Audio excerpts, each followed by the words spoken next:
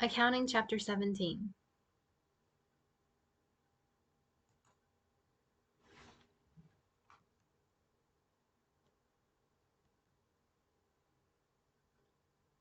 We're going to distinguish between job order costing and process costing.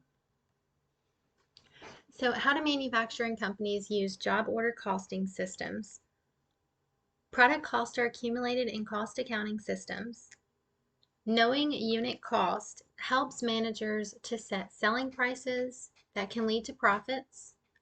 They can compute cost of goods sold for the income statement, and they can compute the cost of inventory for the balance sheet.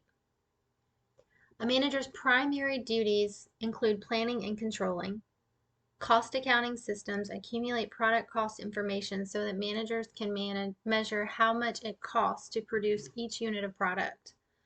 Knowing product unit cost helps managers to set selling prices that will generate profits, compute cost of goods sold for the income statement, and compute the cost of inventory for the balance sheet. In this exhibit, we see examples of unit cost. So we have managers and then what they need to know the cost of. So in a fast food restaurant, the manager needs to know how much it's going to cost to make a cheeseburger so that they can then ensure they are charging enough money to create the cheeseburger. For freight service, a company manager for a freight company would need to know the price of how much it costs to transport a pound of freight per mile. An automobile manufacturer needs to know how much it actually costs to make a car. Could you imagine if you, let's just say, you priced your cars at $10,000, okay? And then when you go to make the car, it actually ends up costing you $12,000 to make the car. Well, you've already priced it at 10, so you're going to be taking a loss of $2,000. So it's very important to know how much it costs for you to make your product. Say for instance, a t-shirt company. I know there's a lot of people out there that have gotten into creating clothing brands and making clothes and t-shirts and jewelry accessories. Well, you have to know how much it's going to cost you to make the product before you can really set a price for it. So let's say the cost to make the t-shirt is $10. Then you want to make sure that you're selling it for more than that so that you get the amount of money back that it costs to make it, but you also want to make a profit, right? We're in business to make money. A construction firm needs to know how much it costs to build a house. An accounting firm needs to know how much it costs to prepare a tax return. So this exhibit just illustrates the cost accounting systems are not just for manufacturing companies. Many managers of merchandising and service organizations need to know how much it costs to provide goods and services so that they can determine the sales price that will generate profits.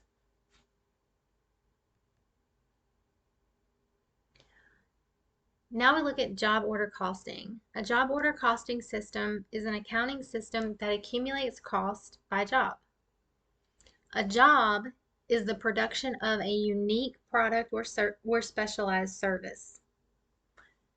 It can be one unit or it can be a group of units, also known as a batch.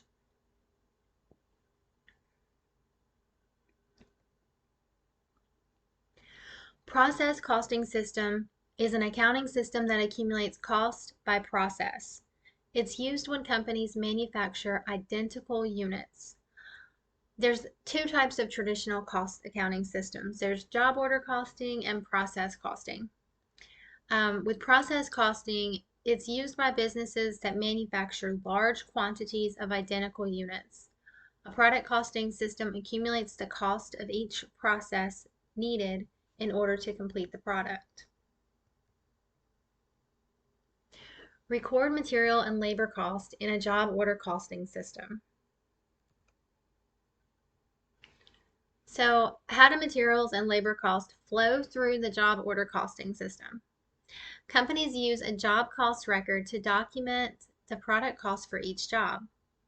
This is an example of the flow of product cost in the job order costing system.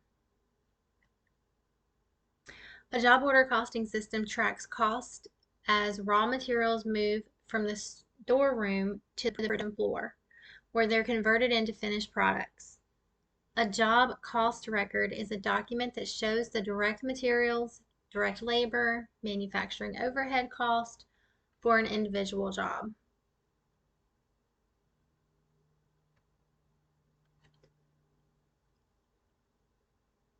We have purchasing materials, materials that we're using in production. Purchasing materials are often stored for later usage. So back to the t-shirt company, you could have a bunch of white t-shirts that you purchased in bulk and you're storing them to later, put a decoration on. um, Materials in production, those are the ones that are actually in the process of being produced. They're in production, being produced. So when you think of materials in production, you've got the direct materials that are in production, and you've also got indirect materials that are in production. Materials purchased and materials used in production are usually different amounts. There's two aspects to accounting for raw materials: purchasing materials and using materials in production. Raw materials do not have to be used immediately. They can be stored for later use. Materials purchased and materials used are usually two different amounts. Purchasing materials. So here, Smart Touch Learning purchased raw materials of $367,000 on account. So we see the journal entry here for this transaction. We're going to debit raw materials inventory, and we're going to credit accounts payable because they purchased on account. So we've increased our inventory and we've increased our accounts payable.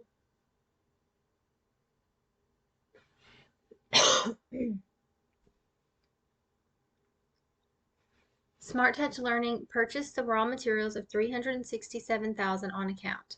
This is a product cost that accumulates in the raw materials inventory account, and the journal entry is recorded for the entire year rather than showing each individual purchase to simplify the recording process.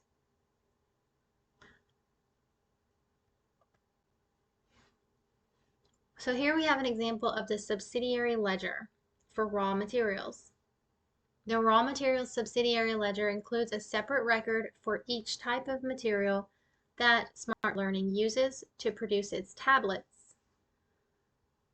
So Smart Touch Learning would have separate pages in the ledger for batteries, processors, cases, and other materials used.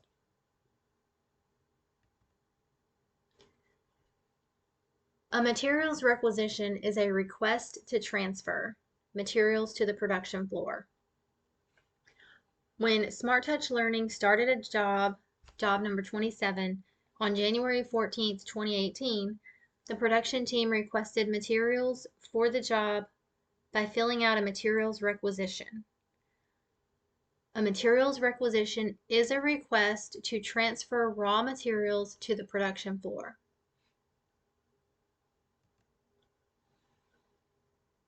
Here's an example of the job cost record for direct materials. When the raw materials are received on the production floor, they're recorded on the job cost record. The raw materials added to job 27 from this materials requisition are considered direct materials because batteries can be easily and cost effectively traced directly to the finished tablet.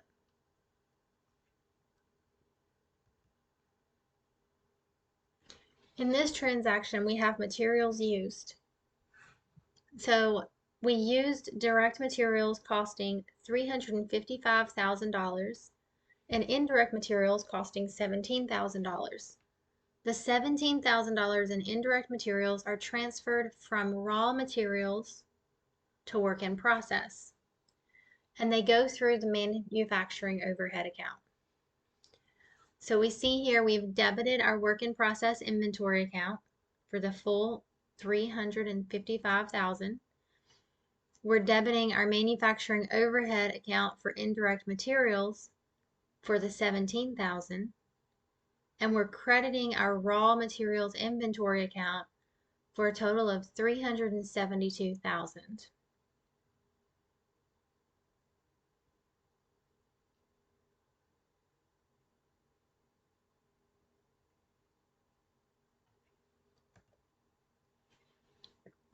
Most companies use electronic labor or time to track labor cost. If a manual system is used, each employee completes a labor time record to track and assign direct labor to jobs.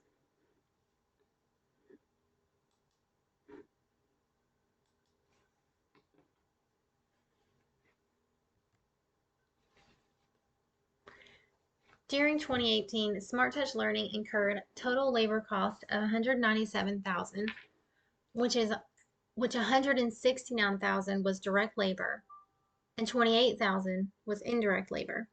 So we see here we've debited work in process inventory for $169,000.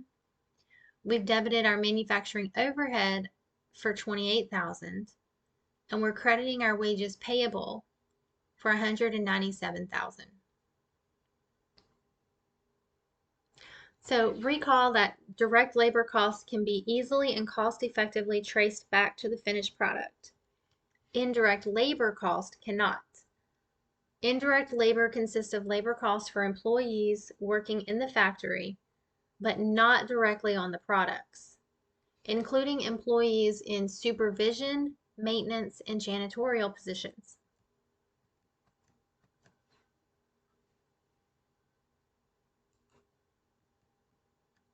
The total cost of direct labor is debited to work in process inventory. The indirect costs are accumulated in manufacturing overhead by debiting the manufacturing overhead account. This is the same treatment as for direct and indirect materials that are illustrated in transaction 2.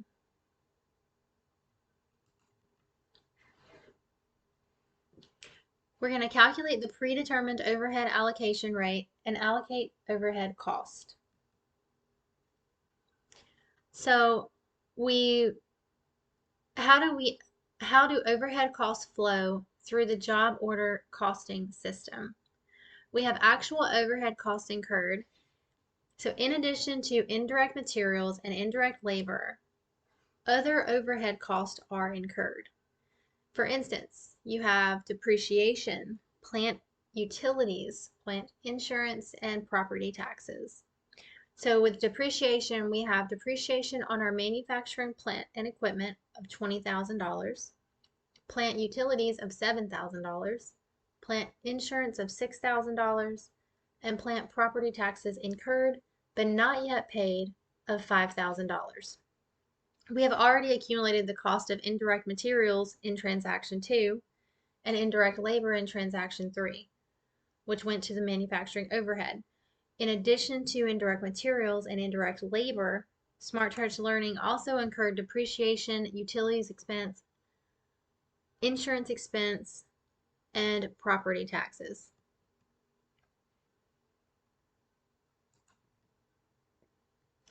So how do overhead costs flow through the job order costing system? We have already accumulated the cost of indirect materials and indirect labor.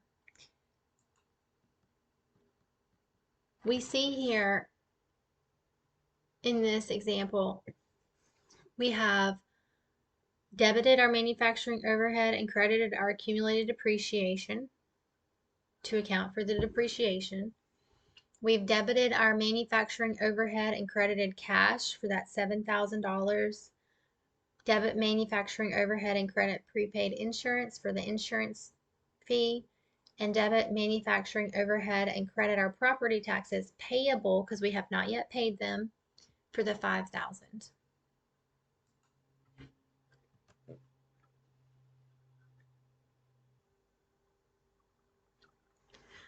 So before the period, calculating the predetermined overhead allocation rate.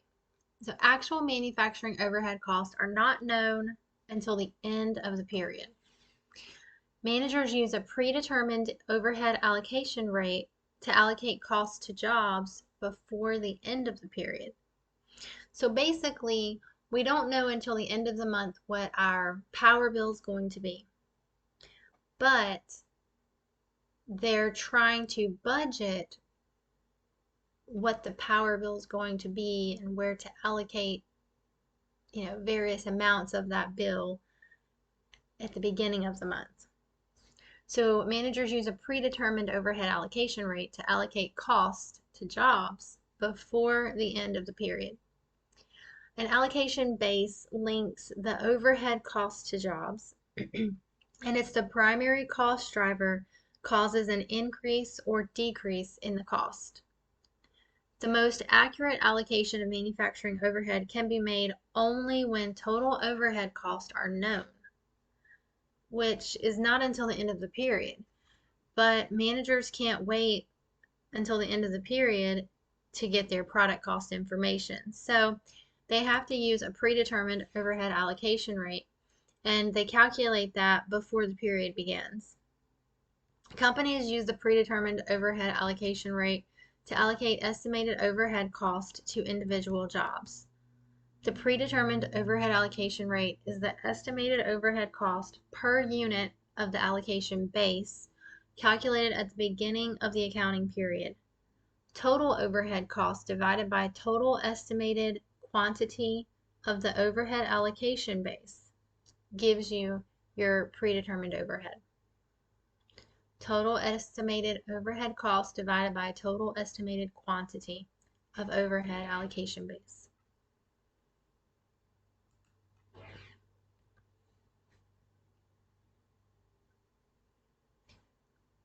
Common manufacturing company cost drivers are direct labor hours, direct labor cost, and machine hours. Direct labor hours are for labor-intensive production environments. Direct labor cost, you have labor-intensive production environments. And machine hours are machine-intensive production environments. So the three cost drivers that are commonly used are direct labor hours, direct labor cost, and machine hours.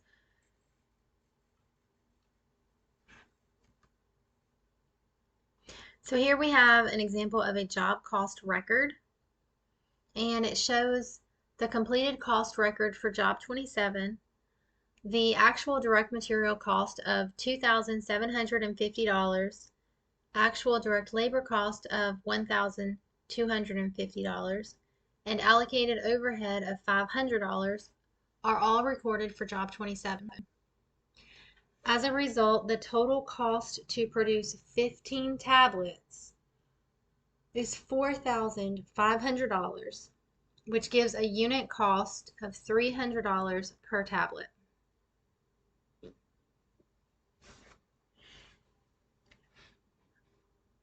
Overhead allocation. SmartTouch Learning's total direct labor cost for 2018 was $169,000. Using an overhead allocation rate of 40%, manufacturing overhead is $67,600.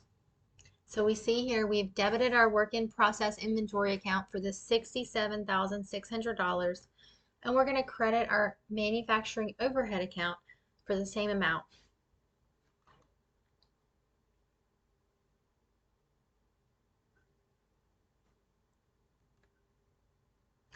Overhead costs are allocated based on a predetermined overhead allocation rate. Manufacturing overhead is a temporary account and must have a zero balance at the end of the period. A debit signifies actual overhead that was greater allocated overhead.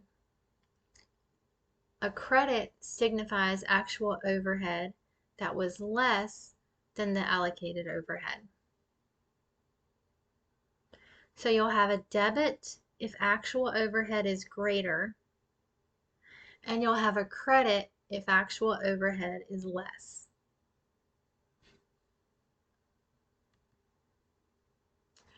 We're going to record the completion and sales of finished goods. After accumulating, assigning, and allocating the cost of direct materials, direct labor, and overhead to jobs, a company accounts for the completion of the job, they account for the sale of jobs, and they adjust their manufacturing overhead at the end of the period. So once you know how to accumulate, assign, and allocate the cost of direct materials, direct labor, and overhead to jobs, the process must be completed by accounting for the completion of jobs, accounting for the sale of jobs, and adjusting the manufacturing overhead.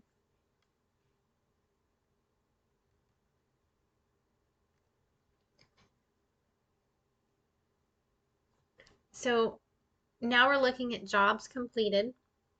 We've got $644,600 as our cost of goods manufactured for all the jobs in Smart Touch Learning.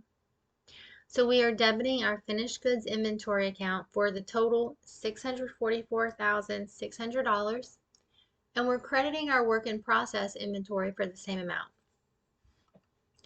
Normally, journal entries would be made as each individual job is completed, but we're just showing it here as a summary journal. Normally, you would have multiple lines, and you'd have a line per job. In this case, they have just combined all those jobs into one entry. The cost of goods manufactured is transferred from work in process inventory to finished goods inventory as jobs are completed and moved to the finished goods storage area. The cost of goods completed during 2018 was $644,600.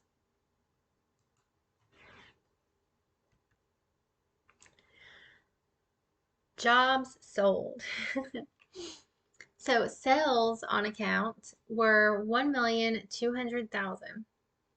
So we have these sales. So we're going to debit our accounts receivable account because these were sales on account. So we're debiting our accounts receivable account for $1,200,000, and we're going to credit our sales revenue account for the same amount.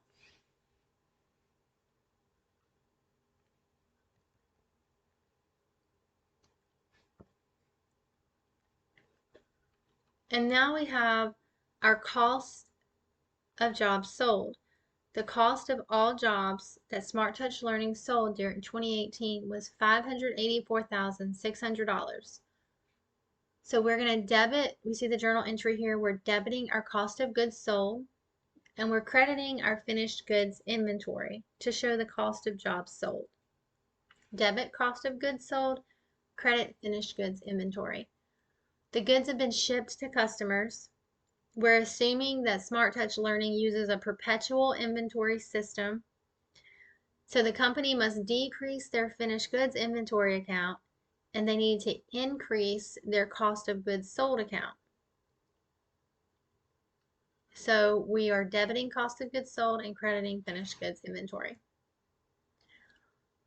Adjusting for over-allocated and under-allocated overhead. So at the beginning of the period, we budgeted what our overhead was going to be. We allocated, various amounts of these budgeted numbers. And now at the end of the month, we have our actual numbers. And we more than likely either over allocated or under allocated. And now at the end of the month, we have to make adjustments to fix that. So let's say we initially thought that our power bill was going to be $1,000. So we budgeted 1,000 at the beginning of the month. We got our actual bill at the end of the month for 800. So we've over allocated 200. So now we have to go in and make an adjustment for that. So companies have to adjust the manufacturing overhead account for any overage or underage in the allocation of overhead.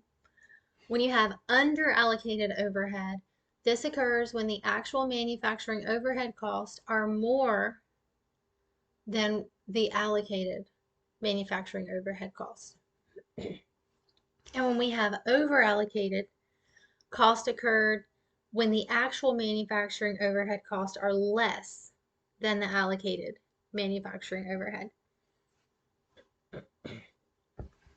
So because Smart Touch Learning allocates overhead to jobs using a predetermined overhead allocation rate, an adjustment is required to the manufacturing overhead at the end of the period. At the end of the accounting period, the underallocated and overallocated overhead is adjusted by closing the manufacturing overhead account. Overhead is underallocated when the company allocates less cost to jobs than the actual cost was. Overhead is overallocated when the company allocates more cost to jobs than the actual cost incurred.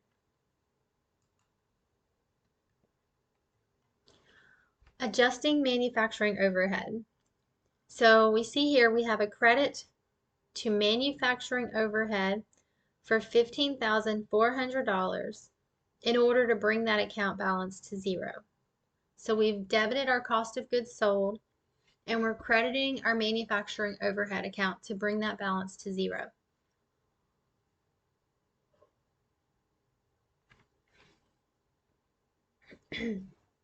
So the manufacturing overhead account needs to be adjusted because a debit exists of $15,400. So at the end of the accounting period, the underallocated and overallocated overhead is adjusted by closing the manufacturing overhead account. A credit to manufacturing overhead for the $15,400 is required to bring that balance to zero.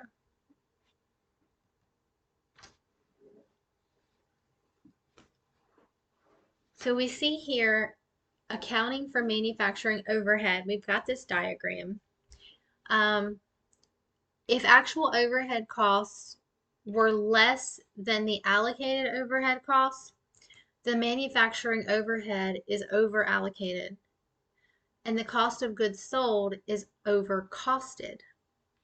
So to close the manufacturing overhead account is increased with a debit and cost of goods sold is decreased with a credit.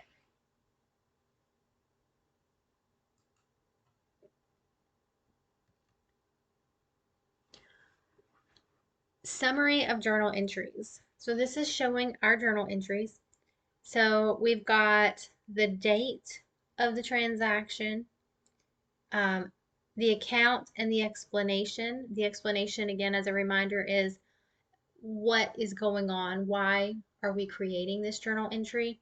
It's a brief description to let someone else know if they happen to look at this entry, why we made that entry. So here we've debited our raw materials inventory and we've credited our accounts payable, and we did that because materials were purchased and accumulated in raw materials.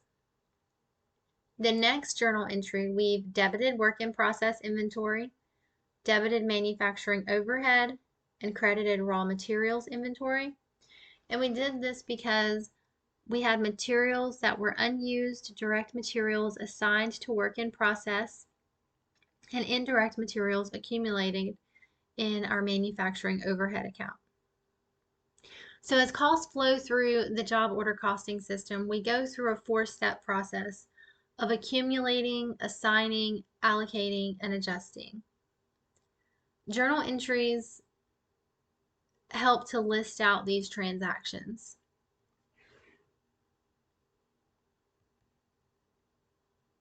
And you see here, this is a continuation of our journal entries for our summary.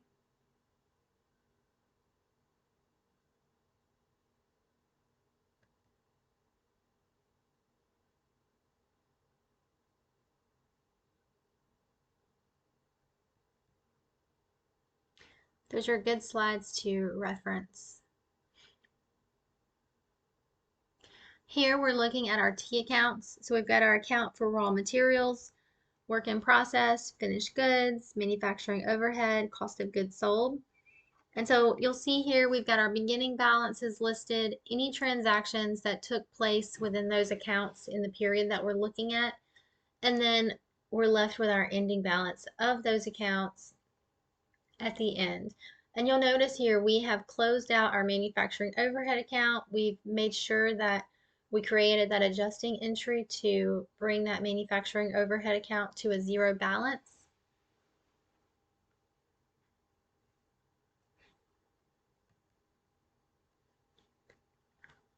Here we are looking at the schedule of cost of goods manufactured. This shows the cost of goods manufactured for Smart Touch Learning. The cost of goods manufactured was $644,600, which is the same value shown in the debit and the finished goods inventory T account.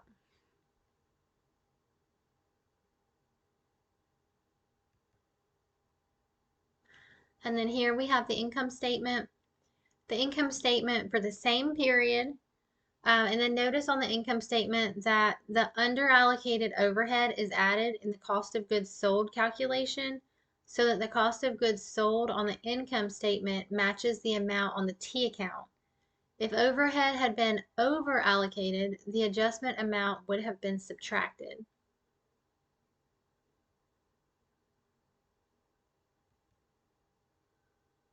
We're going to calculate job cost for a service company. How do service companies use a job order costing system? Service companies do not have inventory or manufacturing costs. They trace direct labor to jobs, allocate overhead costs to jobs, and in allocating overhead costs to jobs, we compute the predetermined overhead allocation rate and allocate those indirect costs to jobs using the redetermined overhead allocation rate. Use the costing information to make pricing decisions. So service firms have no inventory but still incur operating costs that need to be allocated to jobs. The hourly rate is found by taking the total salary paid to a particular employee for the year and dividing by available work hours per year. The predetermined overhead allocation rate is calculated using an allocation base such as direct labor hours. The formula is the same formula as before. Total expected indirect costs divided by expected direct labor hours equals your predetermined overhead allocation rate. This rate is used to apply indirect costs to each job.